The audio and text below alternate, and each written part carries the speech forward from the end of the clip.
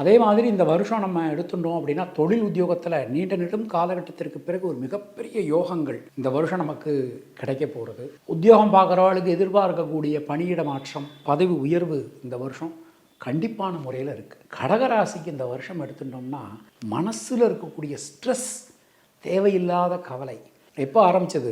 2020 ஜனவரி மாதத்துலேருந்து நமக்கு ஸ்ட்ரெஸ் அப்படிங்கிறது ஸ்டார்ட் ஆகிடுது. இனிமேல் அதில் இருக்கக்கூடிய குழப்பங்கள் எல்லாமே நமக்கு விலகப் பெறுவீர்கள். பொதுவாக பெண்களுக்கு இந்த வருஷம் நம்ம எடுத்துட்டோம் அப்படின்னா யோகம், அதிர்ஷ்டம், பாக்கியம் கிடைக்கும். மாணக்கர்களுக்கு ஒரு புதிய முயற்சிகள் எல்லாமே வெற்றி அடையும்.